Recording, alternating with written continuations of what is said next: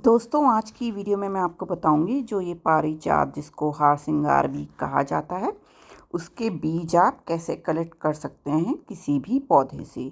तो दोस्तों जब ये ज़मीन पे लगा होता है पौधा तो एक छोटे पेड़ का रूप ले लेता है और हमें पेड़ पर जो है बीज भी देखने के लिए मिल जाते हैं कभी कभी। साथ ही सीड पॉट से हम सीड अलग करेंगे और मैं इनको लगाना भी आपको दिखाऊंगी। नमस्कार दोस्तों, मैं हूं भावना और आप देख रहे हैं the peace garden, go green go organic. तो दोस्तों मैं ट्रैवलिंग बहुत करती हूं, तो एक जहां मैं रुकी हुई थी होटल में तो वहां ये पारिजात का पौधा था। तो वहाँ इस पेड़ में, पौधा क्या पेड़ ही था, तो इस तरह के बीज इसमें काफ़ी सारे लगे हुए थे। तो कुछ मैंने कलेक्ट करके भी मैं लाई हूँ।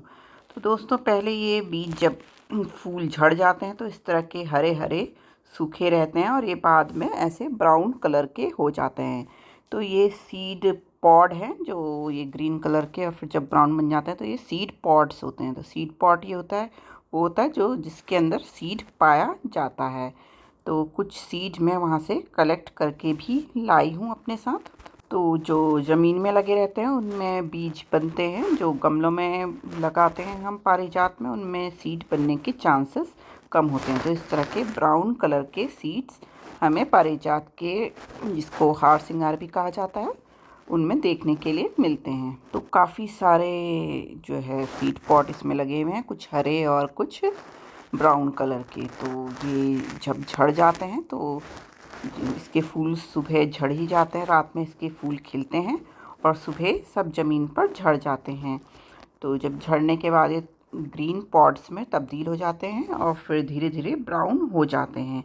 तो कुछ सीड्स जो मैं ये कलेक्ट करके लाई हूँ, तो इस तरह के ये मैं लाई हूँ। ये सीड पॉट्स हैं, तो सीड इनके अंदर होते हैं। तो एक सीड पॉट के अंदर 2 सीड होते हैं। तो इनको आराम से तोड़ना होता है आपको, क्योंकि इसका छिलका काफ़ी कड़क हो जाता है, तो साथ में अंदर का सीड भी टूट जाता है।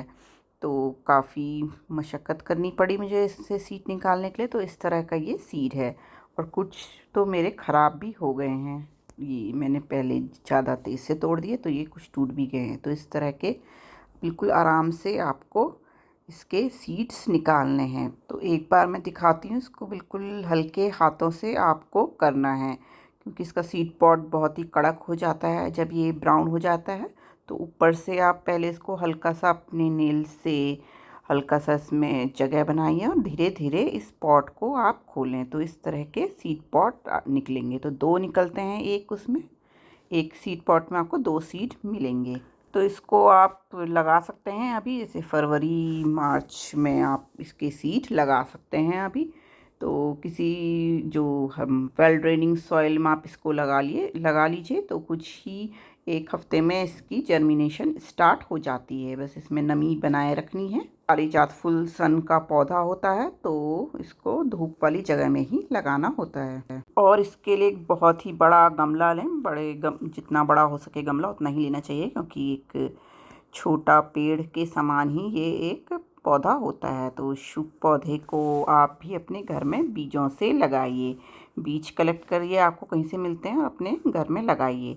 तो दोस्तों ये थी आज की इन्फॉर्मेशन। होप करती हूँ आप सभी को पसंद आई होगी। फिर मिलती हूँ किसी और वीडियो के साथ, तब तक के लिए bye. Happy gardening, take care.